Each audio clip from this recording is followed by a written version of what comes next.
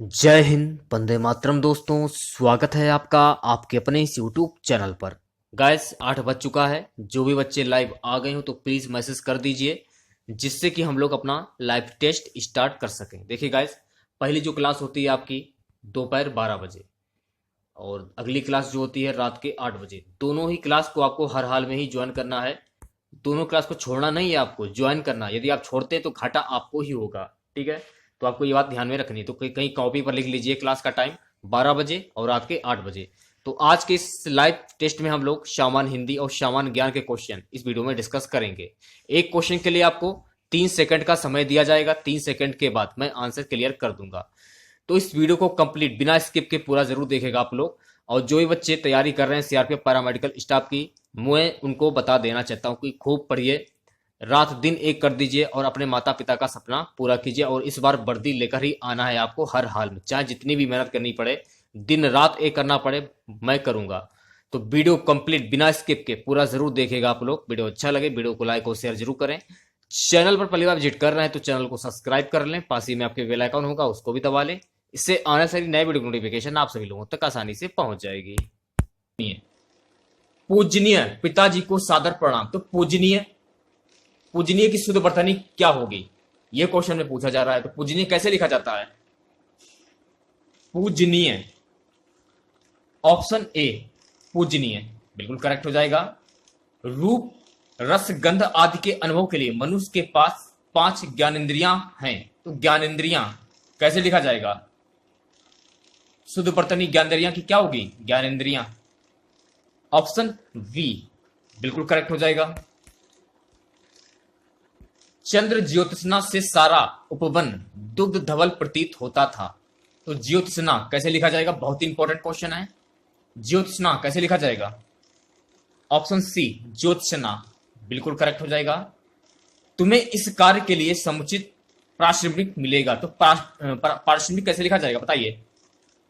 पारिश्रमिक कैसे लिखा जाएगा? शुद्ध वर्तनी क्या होगी पारिश्रमिक की? ऑप्शन डी जो है आपका बिल्कुल करेक्ट हो जाएगा। साहित्यकार ही समाज को दिग्भ्रांत होने से बचा सकता है। तो दिग्भ्रांत कैसे लिखा जाएगा? दिग्भ्रांत की शुद्ध वर्तनी क्या होगी? जल्दी से आंसर दीजिए। ऑप्शन ए जो है आपका बिल्कुल करेक्ट हो जाएगा। छठा क्वेश्चन देखिए, निष्कर्षता रोध होकर जीने से बेहतर है हंस बोलकर जीना। तो निष्कर्षता कैसे लिखा जाएगा? शुद्ध वर्तनी क्या होगी? ऑप्शन सी जो है आपका बिल्कुल करेक्ट हो जाएगा। जल प्रपात को देखकर मन आह्लाद से भर गया। तो आह्लाद कैसे लिखा जाएगा? आह्लाद की शुद्ध वर्तनी क्या होगी? ऑप्शन ए जो है आपका बिल्कुल करेक्ट हो जाएगा। 8वां क्वेश्चन देखिए, इस सहायता के लिए मैं आपका सदैव अनुग्रहित रहूंगा। तो अनुग्रहित कैसे लिखा जाएगा? अनुग्रहित कैसे लिखा जाएगा?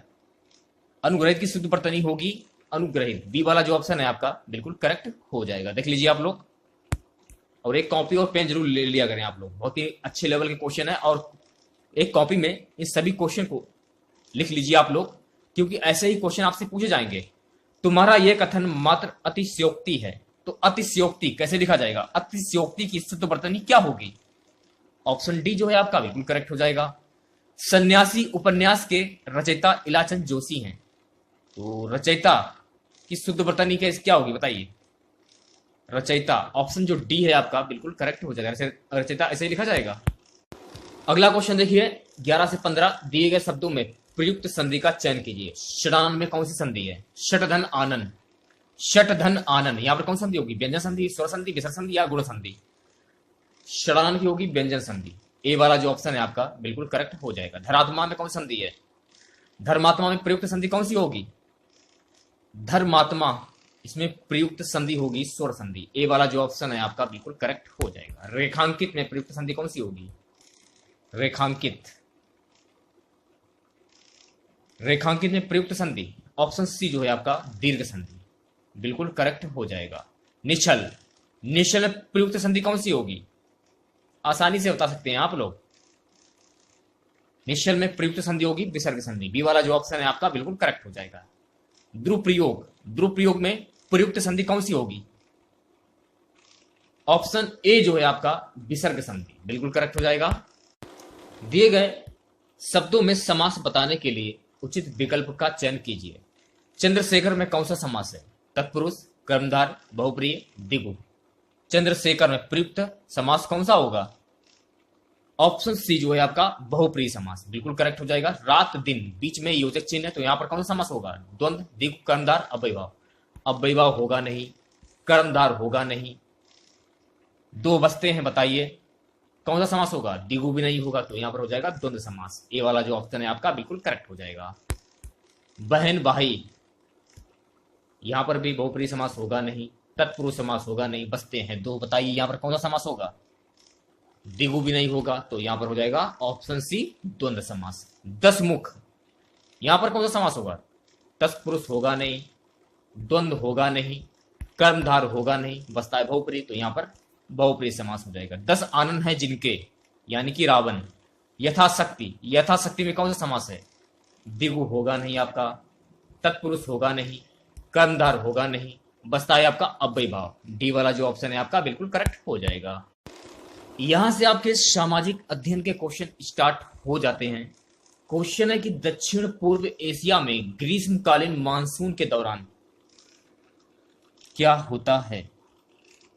क्वेश्चन देख लीजिए आप लोग और ऑप्शन भी देख लीजिए आप लोग, ठीक है। 21 मार्च के बाद सूर्य के उत्तरायण होने के कारण आईटीसी जेट का मौसमी स्थानांतरण होता है।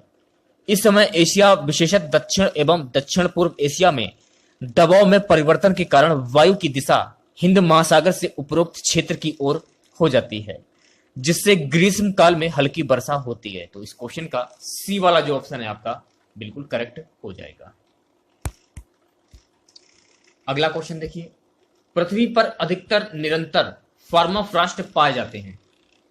भूविज्ञान में पर्माफ्रॉस्ट स्थायी तुषार ऐसी धरती को कहते हैं जिसमें मिट्टी लगातार कम से कम 2 वर्षों तक पानी जमने के तापमान से कम तापमान पर हो रही हो। इस प्रकार की भूमि में मौजूद जल अक्सर मिट्टी के साथ मिलकर उसे इतनी शक्ति से जमा देता है कि मिट्टी सीमेंट या पत्थर जैसी कठोर हो जाती है। इस प्रकार के स्थान अधिकतर पृथ्वी के ध्रुवों के पास होते हैं, जैसे कि साइबेरिया, ग्रीनलैंड, अलास्का। यद्यपि कुछ ऊंचे पहाड़ी क्षेत्रों जैसे कि तिब्बत व लद्दाख में भी जहां जहां पर्माफ्रॉस्ट मिलते हैं, पर्माफ्रॉस्ट में खुदाई करना पत्थर तोड़ने की तरह से होता है और इसके लिए भारी औजार की जरूरत होती है। अतः इस क्वेश्चन का सी वाला जो ऑप्शन है आपका उत्तरी अमेरिका एवं साइबेरिया में बिल्कुल करेक्ट हो जाएगा। अगला क्वेश्चन, जनसंख्या का गणितीय घनत्व होता है। जनसंख्या घनत्व का तात्पर्य जनसंख्या एवं धरातल के अनुपात से है। जनसंख्या घनत्व के 4 प्रकार हैं। पहला है गणितीय घनत्व, दूसरा है फिजियोलॉजिक घनत्व, तीसरा है कृषि घनत्व और चौथा है आपका आर्थिक घनत्व। गणितीय जनसंख्या घनत्व के लिए कुल जनसंख्या की उसके क्षेत्रफल से विभाजित करते हैं। तो इस क्वेश्चन का ए वाला जो ऑप्शन है आपका बिल्कुल करेक्ट हो जाएगा। अगले क्वेश्चन की बात करते हैं। दिसंबर 1929 में कांग्रेस के लाहौर अधिवेशन ने जोर दिया। दिसंबर 1929 में भारतीय राष्ट्रीय कांग्रेस का वार्षिक अधिवेशन तत्कालीन पंजाब प्रांत की राजधानी लाहौर में हुआ। इस ऐतिहासिक अधिवेशन में कांग्रेस का पूर्ण स्वराज का घोषणा पत्र तैयार किया गया था। इस कांग्रेस का मुख्य लक्ष्य घोषित किया गया था कि जवाहरलाल नेहरू, जिन्होंने पूर्ण स्वराज के विचार को लोकप्रिय बनाने में सर्वाधिक योगदान दिया, इस अधिवेशन के अध्यक्ष भी चुने गए। नेहरू को अध्यक्ष बनाने में गांधी जी का निर्णायक भूमिका था। तो इस क्वेश्चन का बी वाला जो ऑप्शन है आपका बिल्कुल करेक्ट हो जाएगा। गदर पार्टी का संस्थापक कौन था? बहुत ही इंपॉर्टेंट क्वेश्चन है आप लोगों के लिए।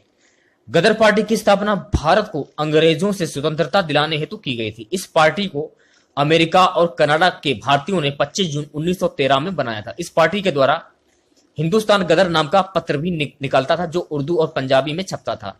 गदर आंदोलन गदर दल द्वारा चलाया गया, जिसका गठन 1 नवंबर 1913 को संयुक्त राज्य अमेरिका के सैन फ्रांसिस्को में लाला हरदयाल द्वारा किया गया था।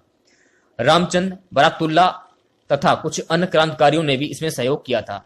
सैन फ्रांसिस्को में गदर दल का मुख्यालय तथा अमेरिका के कई शहरों में इसकी शाखाएं भी खोली गई थी। तो बी वाला जो ऑप्शन है आपका बिल्कुल करेक्ट हो जाएगा। अगला क्वेश्चन, जवाहरलाल नेहरू भारतीय राष्ट्रीय कांग्रेस के पहली बार अध्यक्ष कब बने थे? जवाहरलाल नेहरू 14 नवंबर 1989 27 में 1964 भारत के प्रथम प्रधानमंत्री थे और स्वतंत्रता के पूर्व पश्चात को भारतीय राजनीतिक में केंद्रीय व्यक्तित्व थे। महात्मा गांधी के संरक्षण भी थे। वे भारतीय स्वतंत्रता आंदोलन के सर्वोच्च नेता के रूप में उभरे। 1947 में भारत के स्वतंत्र राष्ट्र बनने से लेकर 1964 तक अपने निधन तक वे भारत के प्रधानमंत्री रहे। जवाहरलाल नेहरू भारतीय राष्ट्रीय कांग्रेस की अध्यक्ष पहली बार 1929 के लाहौर अधिवेशन में बनाए गए, जिसमें उन्होंने कांग्रेस के पूर्ण स्वराज के लक्ष्य की घोषणा की। ये वाला जो ऑप्शन है आपका बिल्कुल करेक्ट हो जाएगा। अगला क्वेश्चन, निम्नलिखित में से कौन सा भारत का दक्षिणतम बिंदु है? भारत का दक्षिणतम बिंदु इंदिरा पॉइंट है। यह भारत के निकोबार द्वीप समूह के बड़े निकोबार द्वीप पर स्थित एक गांव है। यहां एक प्रकाश स्तंभ स्थित है। प्रशासनिक रूप से यह लक्ष्मी नगर पंचायत के अधीन है।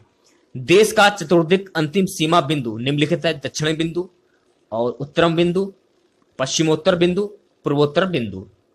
तो इस क्वेश्चन का ए वाला जो ऑप्शन है आपका इंदिरा बिंदु बिल्कुल करेक्ट हो जाएगा। बढ़ते हैं अगले क्वेश्चन की ओर। क्वेश्चन हमारा है, निम्न में से कौन सा भू संतुलन का उदाहरण है?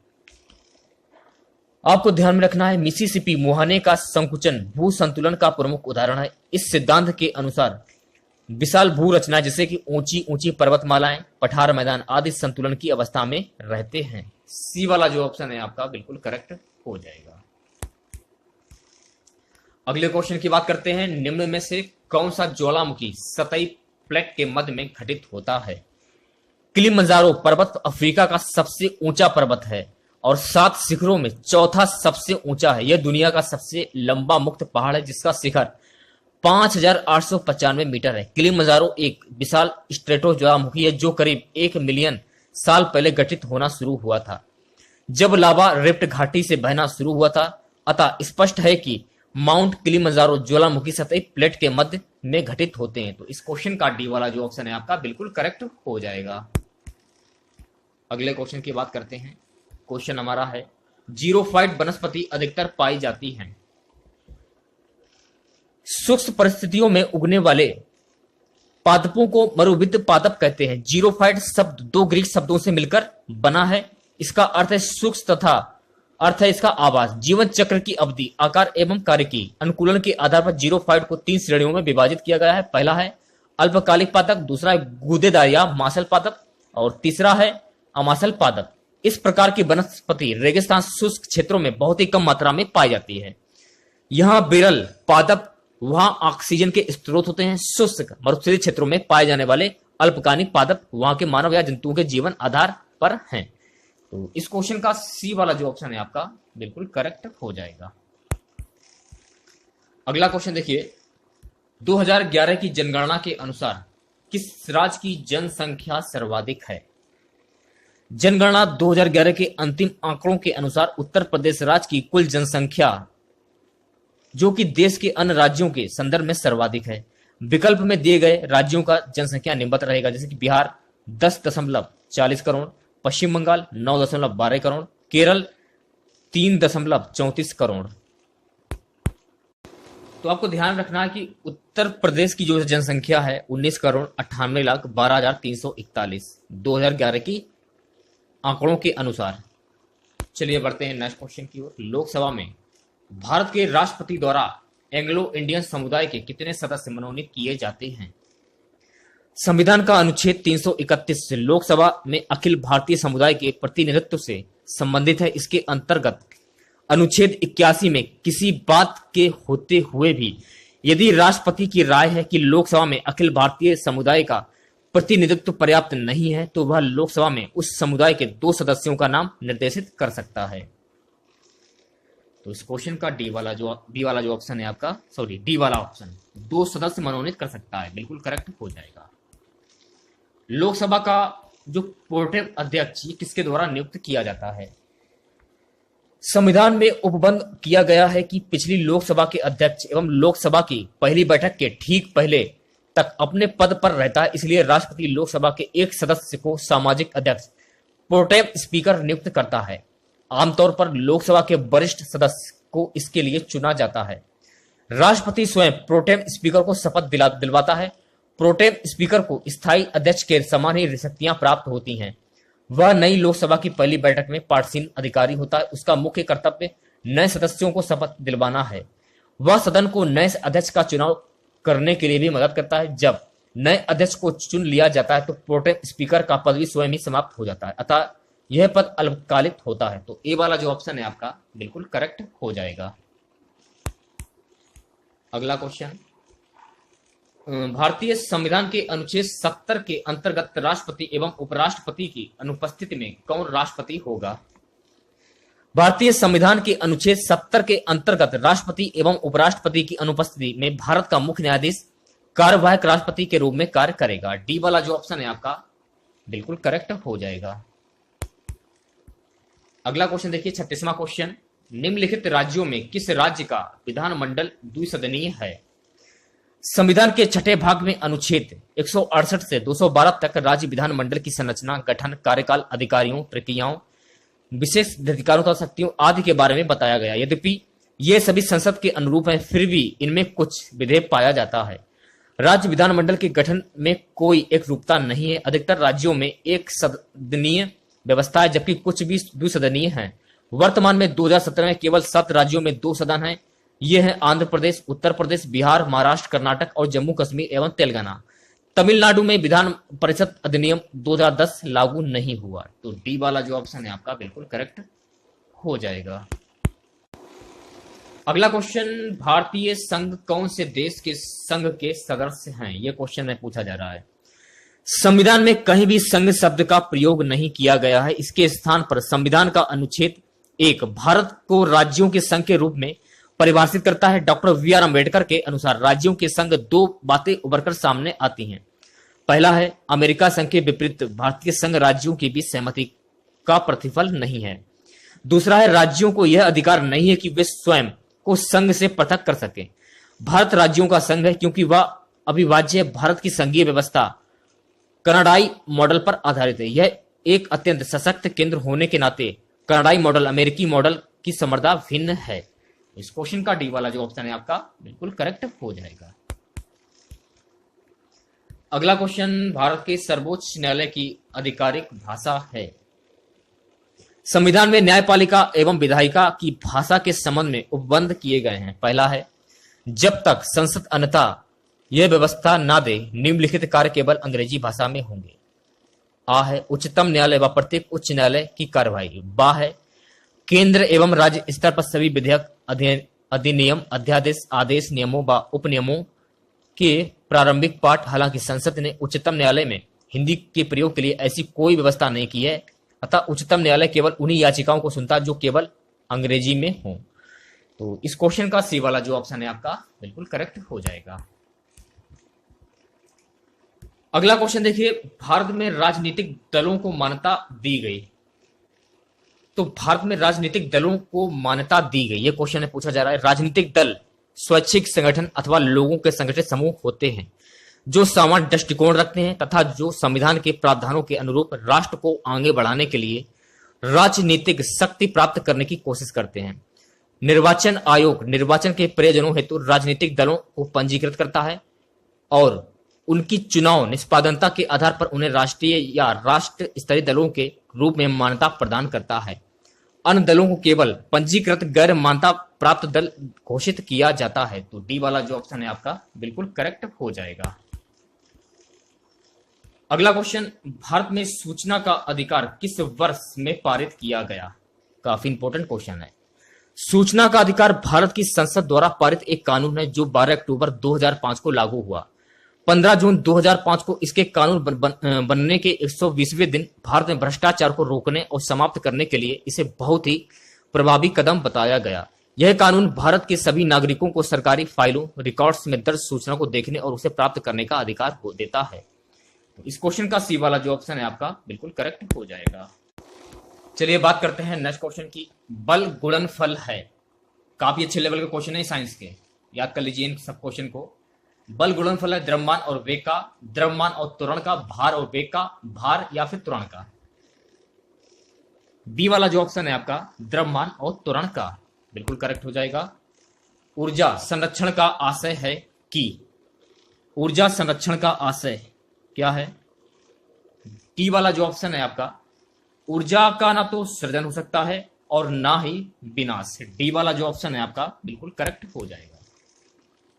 अगला क्वेश्चन, एक ट्रेन जैसे ही चलना आरंभ करती है उसमें बैठे हुए यात्री का सर पीछे की ओर झुक जाता है, इसका कारण क्या है? इसका कारण क्या है? इसका कारण गाइस है गति का जड़त्व। बी वाला जो ऑप्शन है आपका बिल्कुल करेक्ट हो जाएगा। अगला क्वेश्चन देखिए, सड़क पर चलने की अपेक्षा बर्फ पर चलना कठिन है क्योंकि बर्फ में सड़क की अपेक्षा घर्षण कम होता है। डी वाला जो ऑप्शन है आपका बिल्कुल करेक्ट हो जाएगा। अगला क्वेश्चन देखिए, एक व्यक्ति कार में जो विराम में बैठा है, सड़क से कार के 4 पहियों में से प्रत्येक पर प्रतिक्रिया आर है। जब कार सीधी समतल सड़क पर चलेगी तो अग्र पहियों में प्रत्येक पर प्रतिक्रिया में क्या परिवर्तन आएगा? ऑप्शन जो बी है आपका यह आर से कम होगा, बिल्कुल करेक्ट हो जाएगा। चलिए बात करते हैं नेक्स्ट क्वेश्चन की। तेल से अंशतः भरा हुआ तेल का एक टैंकर समतल सड़क पर आगे की ओर एक समान त्वरण से जा रहा है। तेल का जो मुख्य पृष्ठ होगा परवलयिक वक्र का आकार लेगा। डी वाला जो ऑप्शन है आपका बिल्कुल करेक्ट हो जाएगा। अगला क्वेश्चन देखिए, काफी इंपॉर्टेंट क्वेश्चन है आप लोगों के लिए। त्वरण ज्ञात करने का सही सूत्र क्या होगा? ऑप्शन ए जो है आपका बिल्कुल करेक्ट हो जाएगा। 48वां क्वेश्चन देखिए, निम्नलिखित में से किसने न्यूटन से ही पूर्व बता दिया था कि सभी वस्तुएं पृथ्वी की ओर गुरुत्वाकर्षित होती हैं? ऑप्शन बी जो है आपका ब्रह्मगुप्त ने, बिल्कुल करेक्ट हो जाएगा। गुरुत्वाकर्षण का सिद्धांत किसने दिया? Charles Newton, Charles Babbage, Isaac Newton, John Adams. Option C जो है आपका आइजैक न्यूटन, बिल्कुल करेक्ट हो जाएगा। अगला क्वेश्चन, गुरुत्वाकर्षण के सार्वभौमिक नियम का प्रतिपादन किसने किया? गुरुत्वाकर्षण के सार्वभौमिक नियम का प्रतिपादन किया था। ऑप्शन ए जो है आपका न्यूटन ने, बिल्कुल करेक्ट हो जाएगा। अगला क्वेश्चन देखिए, अंतरिक्ष यात्री निर्वात में सीधे खड़े नहीं रह सकते क्योंकि ऑप्शन ए जो है आपका गुरुत्व नहीं होता है, बिल्कुल करेक्ट हो जाएगा। नेक्स्ट क्वेश्चन, अंतरिक्ष यान जो चक्कर लगा रहा है में एक सेब छोड़ा जाता है तो वह? ऑप्शन सी जो है आपका अंतरिक्ष यान के साथ साथ उसी गति से गतिवान होगा, बिल्कुल करेक्ट हो जाएगा। पीसा की झुकी हुई मीनार गिर नहीं जाती, किस कारण से? पीसा की मीनार, झुकी हुई जो मीनार होती है, गिरती नहीं है, किस कारण से? गुरुत्व केंद्र से जाने वाली ऊर्ध्वाधर लाइन रेखा तल के अंदर रहती है। तो डी वाला जो ऑप्शन है आपका बिल्कुल करेक्ट हो जाएगा। अगला क्वेश्चन देखिए, यदि पृथ्वी और सूर्य की दूरी जो है उसके स्थान पर दोगुनी होती है तो सूर्य द्वारा पृथ्वी पर गुरुत्वाकर्षण बल जो पड़ता है वह होता है। ऑप्शन सी जो है आपका अब जितना है उसका चौथा भाग, बिल्कुल करेक्ट हो जाएगा। अगला क्वेश्चन देखिए, जब कोई वस्तु ऊपर से गिराई जाती है तो उसका भार होता है। ऑप्शन बी जो है आपका अपरिवर्तित, बिल्कुल करेक्ट हो जाएगा। अगला क्वेश्चन, लकड़ी, लोहे व मोम के समान आकार के टुकड़ों को समान ऊंचाई से पृथ्वी पर गिराया जाता है। कौन सा टुकड़ा सर्वप्रथम पृथ्वी की सतह पर पहुंचेगा? सभी साथ साथ पहुंचेंगे। डी वाला जो ऑप्शन है आपका बिल्कुल करेक्ट हो जाएगा। अगला क्वेश्चन देखिए, हवा में लोहे और लकड़ी की समान भार की गेंद को समान ऊंचाई से गिराने पर क्या होगा? ऑप्शन सी जो है आपका लकड़ी की गेंद बाद में गिरेगी, बिल्कुल करेक्ट हो जाएगा। नेक्स्ट क्वेश्चन की बात करते हैं, किसी पिंड का भार ध्रुवों पर सर्वाधिक होता है। बी वाला जो ऑप्शन है आपका बिल्कुल करेक्ट हो जाएगा। नेक्स्ट क्वेश्चन की बात करते हैं, भारहीनता होती है। ऑप्शन ए जो है आपका गुरुत्वाकर्षण की शून्य स्थिति, बिल्कुल करेक्ट हो जाएगा। आज का हमारा सबसे लास्ट क्वेश्चन रहेगा, यदि पृथ्वी का गुरुत्वाकर्षण बल अचानक लुप्त हो जाता है तो निम्न में से कौन सा परिणाम सही होगा? ऑप्शन ए जो है आपका वस्तु का भार शून्य हो जाएगा परंतु द्रव्यमान वही रहेगा, बिल्कुल करेक्ट हो जाएगा।